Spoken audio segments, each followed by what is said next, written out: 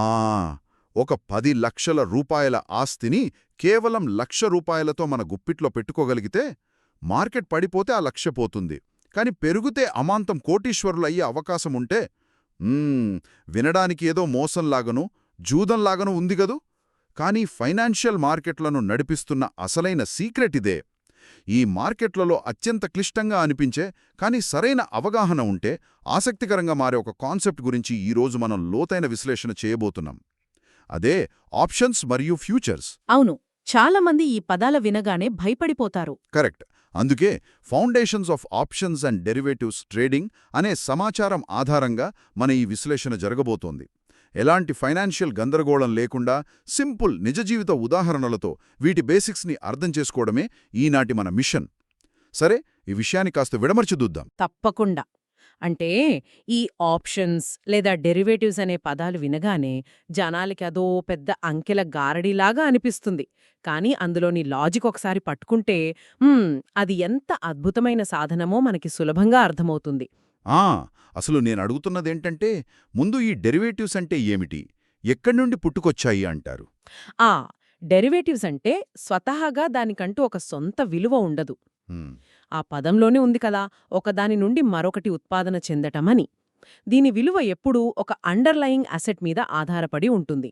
Underlying asset అంటే? అంటే ఒక ఆధారిత ఆస్తి అనమాట. ఓహో, ఇప్పుడు అర్థమైంది. అంటే మన ఇళ్లల్లో రోజూ చూసే పాలు మరియు పనీర్ లాగనమాట. పాలు అనేది అసలైన ఆధారం, అంటే అండర్లయింగ్ అసెట్ అనుకుంటే, ఆ పాలను ప్రాసెస్ చేసి మనం పనీరు లేదా పెరుగు చేస్తాం కదా. ఇక్కడ పనీరు అనేది పాల నుండి పుట్టింది కాబట్టి పనీరు ఒక డెరివేటివ్. ఎగ్జాక్ట్లీ, భలే చెప్పారు. ఒకవేళ మార్కెట్లో లీటర్ పాల రేటు అమాంతం పెరిగిపోతే ఆటోమేటిక్గా పనీర్ రేటు కూడా పెరుగుతుంది. అంతే కదా.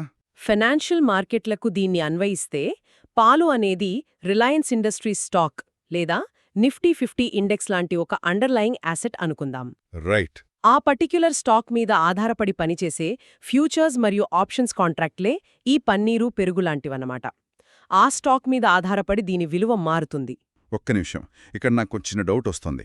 అంటే పన్నీరు రేటు పాలు రేటుపై ఆధారపడి ఉన్నట్టుగానే ఈ ఆప్షన్స్ కాంట్రాక్ట్ల విలువ డైరెక్ట్గా ఆ అండర్లయింగ్ స్టాక్ విలువపై ఆధారపడి ఉంటుంది, అవునా? కానీ ఇందులో రిస్క్ ఎలా ఉంటుంది? స్టాక్ 10 రూపాయలు పెరిగితే ఆప్షన్ కూడా ఖచ్చితంగా 10 రూపాయలే పెరుగుతుందా? అక్కడే ఒక ఆసక్తికరమైన ట్విస్ట్ ఉందండి. ఆప్షన్స్లో రిస్క్, ప్రైసింగ్ అనేవి పాలు పన్నీరులాగా డైరెక్ట్గా ఒకేలా ఉండవు. ఇక్కడ గడువు లేదా సమయం అనే ఒక కొత్త కోణం వచ్చి చేరుతుంది. సమయమా? అవును, దాన్నే మార్కెట్ భాషలో ఎక్స్పైరీ అంటారు. స్టాక్ మార్కెట్లో అత్యంత క్లిష్టమైన కాన్సెప్ట్ ఏమైనా ఉందంటే అది ఈ ఆప్షన్స్ ఎక్స్పైరీని. ఈ థియోరీ కంటే దీని యొక్క ప్రాక్టికల్ కథ ద్వారా అయితే మనకి చాలా సులువుగా అర్థమవుతుంది. కథల ద్వారా ఫైనాన్స్ అర్థం చేసుకోవడం ఎప్పుడూ ఈజీనే. మరి రియల్ ఎస్టేట్లో జరిగే ఒక మంచి కథ నేను చెప్తాను. రమేష్ అనే ఒక ల్యాండ్ ఓనర్ ఉన్నాడు. అతనికి ఒక హైవే పక్కన ఒక 10 లక్షల రూపాయల విలువ చేసే స్థలముంది. దాన్ని అమ్మేయాలి అనుకుంటాడు. ఓకే, రమేష్ సెల్లర్ అన్నమాట. అవును. అదే సమయంలో రఘు అనే వ్యక్తికి ఒక రహస్య సమాచారం అందుతుంది. ఆ హైవే పక్కన స్థలం చుట్టుపక్కల ఒక పెద్ద ప్రాజెక్ట్ వస్తుందని కొందరి ద్వారా తెలుస్తుంది.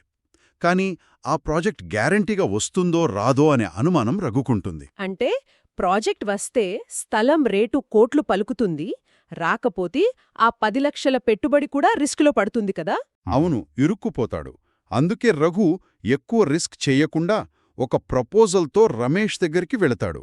ఏంటంటే 1,00,000 రూపాయలు నాన్ రీఫండబుల్ అడ్వాన్స్ ఇచ్చి 3 నెలల సమయం అడుగుతాడు. 3 నెలల సమయం? అవును, 3 నెలల తర్వాత ఆ 10 లక్షలకే స్థలం రిజిస్టర్ చేసుకోవాలి.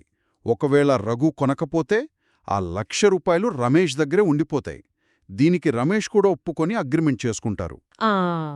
ఇక్కడ అత్యంత ఆసక్తికరమైన విషయమేమిటంటే ఇది అచ్చంగా ఒక ఆప్షన్ కాంట్రాక్ట్ నిర్మాణమే.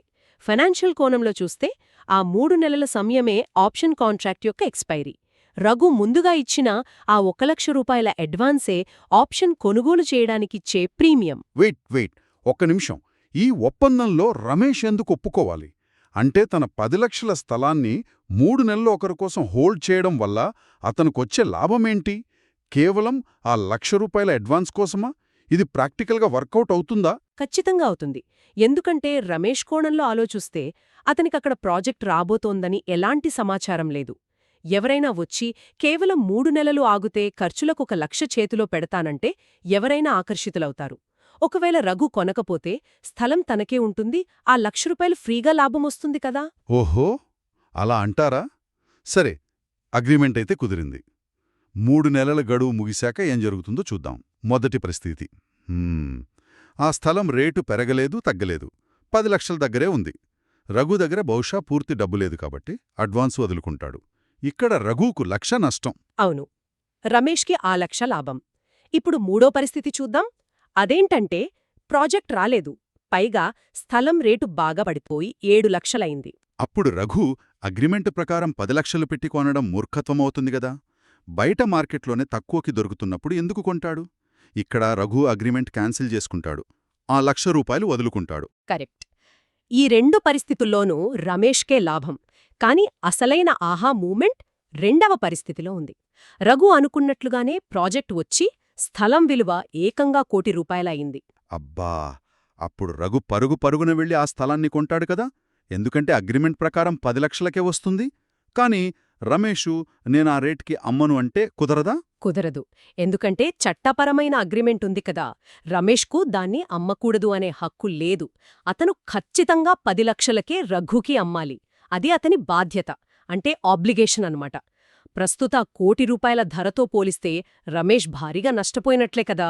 అంటే దీనర్థం ఏంటంటే బయ్యర్కు, ఇక్కడ రఘుకి ఏ పరిస్థితిలోనైనా స్థలాన్ని కొనే హక్కు మాత్రమే ఉంది, కొనాల్సిన అవసరం లేదు.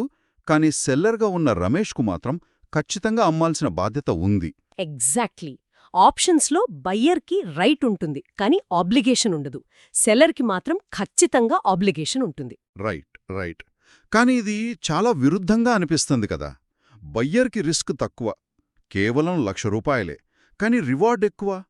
అదే సెల్లర్కి రివార్డ్ తక్కువ, కాని రేటు పెరిగితే రిస్క్ చాలా ఎక్కువ. అయినా సరే సెల్లరే గెలిచే అవకాశాలు ఎక్కువ అంటారా? అవునండి. ఇక్కడే మనం సంభావ్యత అంటే ప్రాబబిలిటీని చూడాలి. మార్కెట్లో అద్భుతాలు జరిగి స్థలం విలువ 10 లక్షల నుండి 1,00,000 అవ్వడమనేది చాలా అరుదుగా జరుగుతుంది. నిజమే. ఎక్కువ శాతం మార్కెట్ స్థిరంగా ఉంటుంది లేదా కిందకు పడిపోతుంది. మొదటి మరియు మూడో పరిస్థితులే ఎక్కువగా ఎదురవుతాయి కాబట్టి సెల్లర్గా ఉన్న రమేష్కే లాభాలొచ్చే ప్రాబబిలిటీ చాలా ఎక్కువగా ఉంటుంది. ఓహో, అంటే గెలిచే అవకాశాలు సెల్లర్కే ఎక్కువ. పైగా సెల్లర్కు ఒక అదృశ్య శక్తి సహాయం చేస్తుంది. అదే టైం డీకే, అంటే సమయం కరిగిపోవడం. ఇది ఒక మంచు ముక్కలాంటిది. మంచు మొక్క? అవును.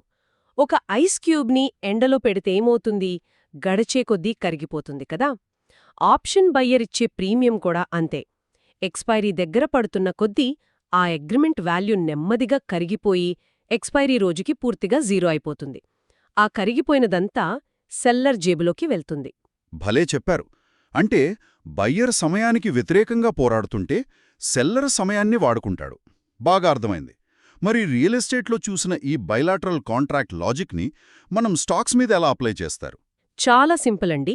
స్టాక్ మార్కెట్లో కూడా ఒక స్టాక్ లేదా ఇండెక్స్ షేర్లలో కొనుగోలుదారుడికి, అమ్మకందారుడికి మధ్య ట్రేడ్ జరగడానికే ఈ ఆప్షన్ కాంట్రాక్ట్లు మరియు ఎక్స్పైరీలు ఏర్పడ్డాయి. అంటే ఇది కేవలం గ్యాంబ్లింగ్ లాంటిది కాదంటారా? మనకున్న సమాచారం చూస్తే ఆప్షన్స్ అత్యంత సౌకర్యవంతమైన ఫైనాన్షియల్ సాధనాలని తెలుస్తోంది. ముఖ్యంగా వీటిని 3 ఉపయోగాల కోసం వాడతారని. కరెక్ట్. 3 ముఖ్యమైన ఉపయోగాలున్నాయి. మొదటిది నాన్ డైరెక్షనల్ వ్యూతో ట్రేడింగ్ చేయడం. ఈ నాన్ డైరెక్షనల్ వ్యూ అంటే ఒక గుర్రపు పందెంలో ఏ గుర్రం గెలుస్తుందో పందెం కాయకుండా అసలు రేస్ మీద పందెం వేయటం లాంటిదా? అవునండి. ఏ గుర్రం గెలుస్తుందో అనవసరం. కానీ మార్కెట్లో ఒక సంచలనం జరుగుతుందని, ఒక పెద్ద మూమెంట్ వస్తుందని తెలిసినప్పుడు దిశతో సంబంధం లేకుండా ట్రేడ్ చేయడమే నాన్ డైరెక్షనల్ వ్యూ. భలే ఆసక్తికరం. మరి రెండవది ఒక స్టాక్ పొజిషన్ను హెడ్జింగ్ చేయడం. అంటే మన దగ్గరున్న షేర్ల విలువ మార్కెట్ క్రాష్ వల్ల పడిపోకుండా ఒక ఇన్సూరెన్స్ లాగా ఒక ఆప్షన్ని కొనుగోలు చేసి రక్షించుకోవడం. రైట్. అంటే మన ఆస్తులకు రక్షణ కవచం లాంటిది. ఇక మూడవది సెల్లర్గా మారి ఇందాక మనం మాట్లాడుకున్న టైం డికే వల్ల స్థిరమైన ఆదాయాన్ని సృష్టించటం. అవును, స్టెడీ ఇన్కమ్ కోసం వాడతారు. కానీ ఇక్కడ ఒక హెచ్చరిక: ఇవన్నీ చాలా ఎఫెక్టివ్గా వాడచ్చు, కానీ దీనికి చాలా నైపుణ్యం కావాలి కదా. ఎగ్జాక్ట్లీ. మార్కెట్పై మంచి పట్టు, ఘనత ఖచ్చితంగా ఉండాలి.